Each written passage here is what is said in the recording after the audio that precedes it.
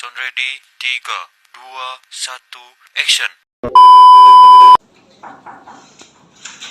Assalamualaikum. Iya, Pak. Bapak ganteng banget, Pak. Iya, ada gunanya. Punya anak Bapak ya? Kata kukornya habis ngopi ya Pak? Baik, anak-anak, ketua kelasnya siapa ya? Iya, Pak. Fahmi, silakan dipimpin untuk pembacaan doa. Mari teman-teman kembali belajar, kita berdoa menurut ajaran dan sabda masing-masing. Berdoa dimulai. Amin. Amin. Bersalam. Assalamualaikum warahmatullahi wabarakatuh. Baik, sekarang kita berdiri terlebih dahulu ya. Kita mau ice breaking. Wih. Pak, yang susah lah, Pak. Jangan gampang. Kalau Bapak bilang sikut, kalian megang sikut. Kalau Bapak Siku. Pak, sikut nggak ya? kalian harus berkelompok, jadi kalian harus berdua. Contohnya terus nanti yang diambil itu pulpen. Kalian harus punya pulpennya.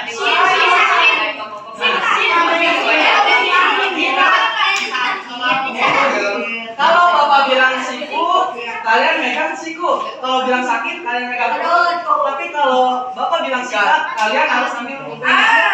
Paham nggak? Ya. Nanti kalau yang salah, kalian harus pijitin temennya ya. Ayo, siap semuanya. Ayo, siap semuanya. Anak-anak, tolong perhatikan ya.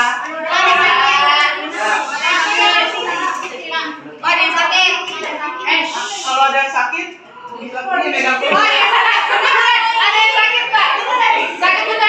Sakit kenapa?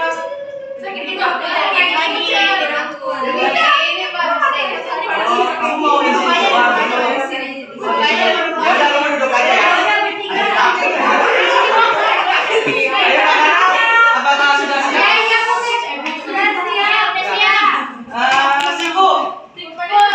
Siku, sakit, siku, sakit, sikat.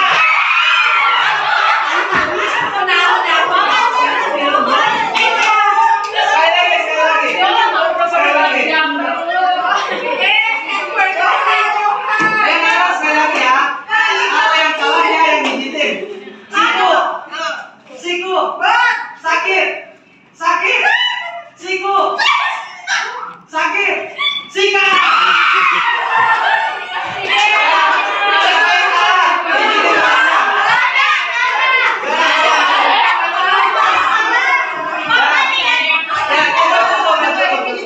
Ya, silakan duduk semuanya ya. Makanya kali ini kita akan belajar tentang teks laporan hasil observasi. Sebelumnya kalian apakah udah tahu teks observasi itu apa? Nah, kalau kita belum pernah datang ke tempat ini, ketika kita pas datang, kita harus mengamati nih sekeliling kita. Kira-kira lab ini ada apa aja? Ada papan tulis, terus ada proyektor. Jadi teks laporan hasil observasi itu menceritakan kepada orang lain sesuai dengan yang kita amati secara langsung. Nah, yang pertama, kok mati Pak?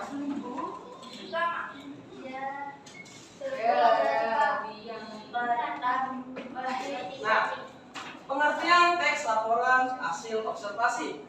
Tolong Fahmi dibaca. Ya Fahmi, silakan maju.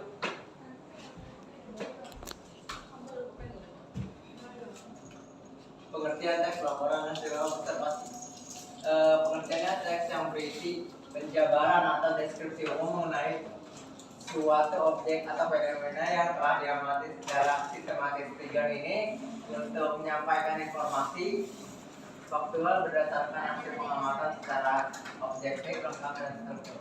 Baik, terima kasih Fahmi. Jadi Bapak akan menjelaskan ulang tentang pengertian teks laporan hasil observasi. Pengertian teks laporan hasil observasi adalah sebuah teks yang menceritakan yang menceritakan apa yang kita lihat, apa yang kita dengar, dan apa yang kita rasakan sesuai dengan penemuan kita langsung. Contohnya seperti ini, ketika kita pergi ke taman, kita melihat burung-burung. Nah, kita akan menganalisis kira-kira itu burung apa, terus makannya apa, terus burung itu warnanya apa. Jadi, kita dengan tujuan agar pembaca mudah dipahami dengan apa yang kita sudah jelaskan tentang burung itu.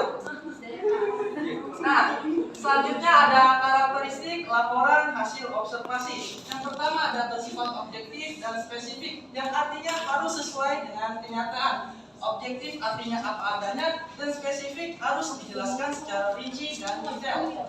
Yang kedua ada disusun berdasarkan fakta. Apakah ada yang ingin bantu Bapak untuk menjelaskan? Apa Pak? Disusun berdasarkan fakta. Tidak boleh dibuat-buat. Nggak boleh bohong. Nah, nah, betul semua, pintar. Jadi disusun berdasarkan fakta, kita harus menyusunnya sesuai dengan fakta, tidak boleh rekayasa. Semisalnya kita di kebun menemukan kucing yang sedang istirahat di bawah pohon. Jadi kita harus menceritakan kucing itu, tidak boleh rekayasa karena apa yang kita lihat itu secara langsung, yaitu kucing di bawah pohon. Selanjutnya ada yang disajikan secara lengkap dan mudah dipahami. Nah, jadi dalam menganalisis laporan hasil observasi ini, kita harus menyajikannya secara lengkap, terus tidak tergesa-gesa, terus mudah dipahami oleh pembaca. Contohnya seperti ini. Ketika kita mau menganalisis objek yaitu pasar tradisional, jadi kita harus menganalisis pedagangnya seperti apa, terus tempat pasar tradisional itu kayak gimana, penjualnya kayak gimana. Jadi kita harus menjelaskan secara detail dan lengkap supaya pembaca gampang memahami apa yang kita jelaskan. Nah, selanjutnya ada struktur laporan hasil observasi. Yang pertama ada pernyataan umum. Pernyataan umum ini ibaratkan sebagai pembuka, yang artinya kita harus mengenalkan apa objek yang kita kaji. Contohnya seperti ini, ketika kita mau menganalisis objeknya yaitu kucing, jadi kita harus memperkenalkan kucing itu kepada pembaca. Contohnya, kucing adalah hewan peliharaan manusia. Kucing juga bisa dijadikan teman bermain. Nah, yang kedua ada deskripsi bagian. Deskripsi bagian ini adalah isi dari pokok laporan hasil observasi. Jadi kita harus menjelaskan apa yang kita kaji. Contohnya seperti ini, ketika kita mau mengkaji kucing, terus kita harus menjelaskan tuh kucing jenisnya apa, bentuknya seperti apa, terus makanannya apa. Kita harus menjelaskan secara detail supaya pembaca mudah paham. Nah, yang ketiga ada deskripsi manfaat atau kesimpulan. Setelah kita menganalisis laporan hasil observasi, kita harus memberikan kesimpulannya serta manfaatnya. Contoh manfaatnya seperti ini. Ketika kita mau objeknya yaitu kucing, kita harus kasih kalimat seperti ini. Selain kucing, selain bisa dijadikan hewan peliharaan, kucing juga termasuk dijadikan teman bermain. Kucing bisa dimakan nggak Pak? Nah, yang selanjutnya ada menemukan informasi atau data dalam teks laporan observasi. Sarika boleh dibaca? Di sini ya Pak ya? Iya. Menilai akurasi teks laporan hasil observasi dan membandingkan dengan teks lainnya. Menemukan informasi atau data dalam teks laporan hasil observasi. Sebelum menilai akurasi dan kualitas data teks laporan hasil observasi, Anda harus menemukan informasi dalam teks secara tepat terlebih dahulu. Menemukan informasi dalam teks dapat dilakukan dengan membaca cermat. Baik, terima kasih Sarika sudah bantu Bapak untuk membaca. Nah, Bapak jelaskan ulang ya.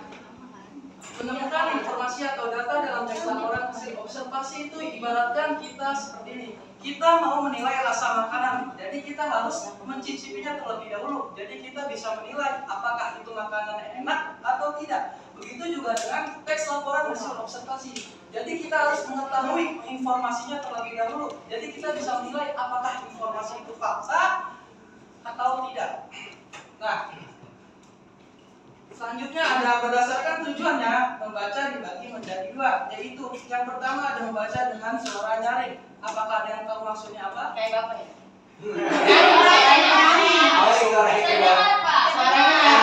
Betul.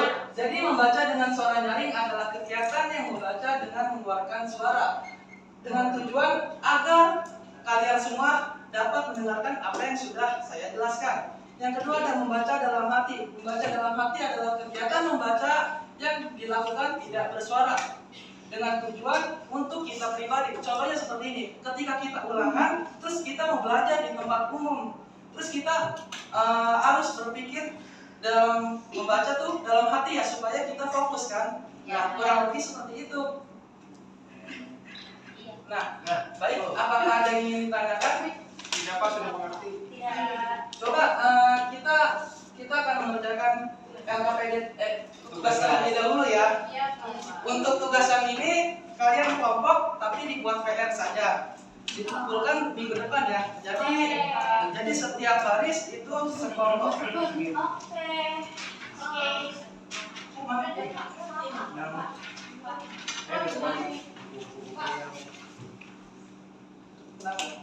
Woi, absen tak? Kayaknya Pak kita belum absen Pak. Iya, ntar di akhir ya. Oke Pak. Ini kita mau mengerjakan bareng-bareng atau sendiri-sendiri? Satu orang satu Pak. Mau pertama Pak. Ini 10 orang Pak. ini ada 10 orang, 10 orang. Dan kita maju 10 orang. Coba yang mau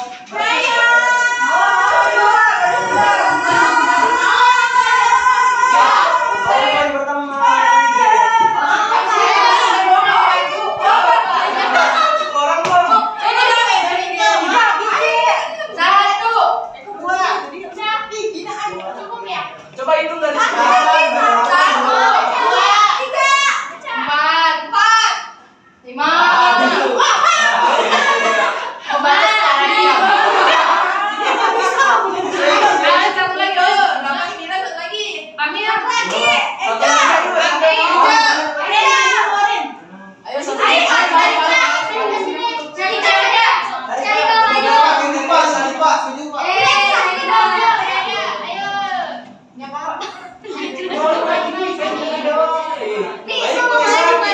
ya. Dari yang pertama Alika maju.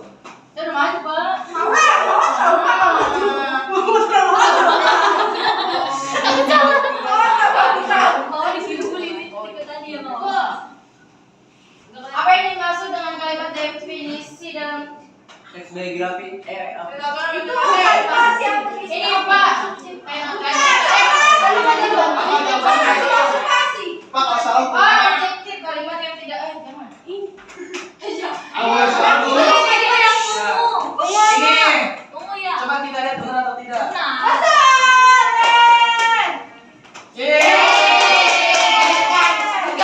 Ada apa itu?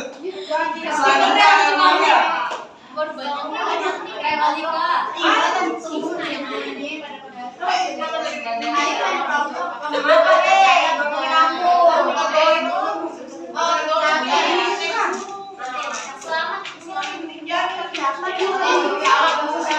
Dioper secara ilmiah.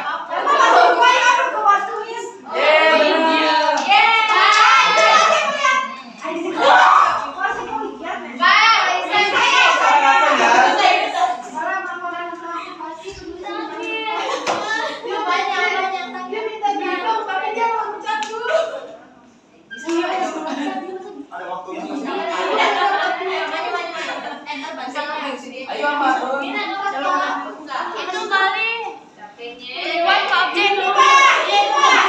Membuat objek bukan data yang disajikan. Kita lihat benar atau tidak.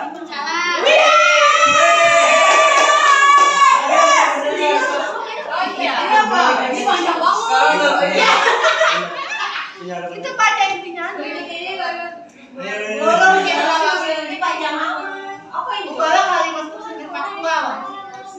Jadi fakta. Yang paling banyak ini. Yang paling banyak benar atau tidak.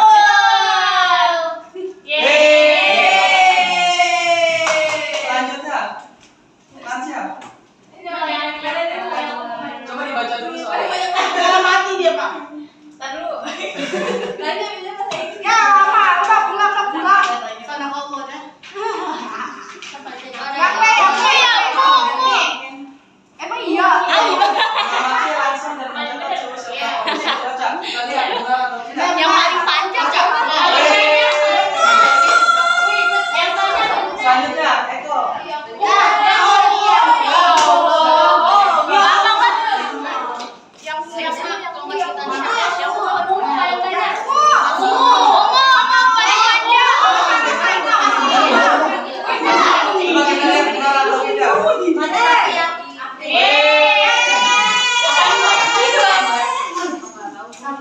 Gina.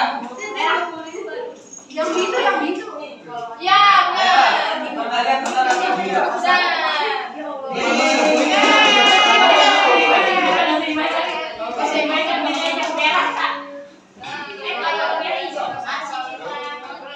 Yang hijau. Seorang siswa menulis laporan observasi dengan Hijau.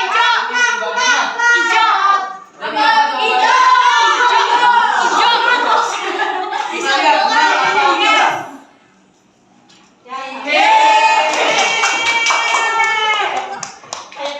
Selanjutnya,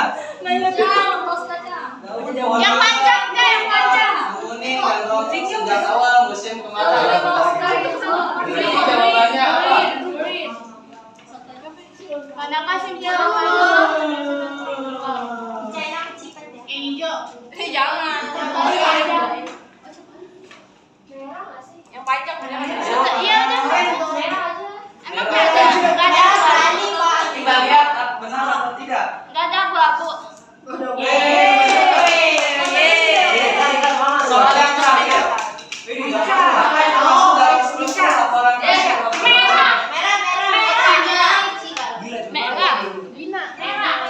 Merah paling merah. Kita lihat benar atau tidak. jawaban panjang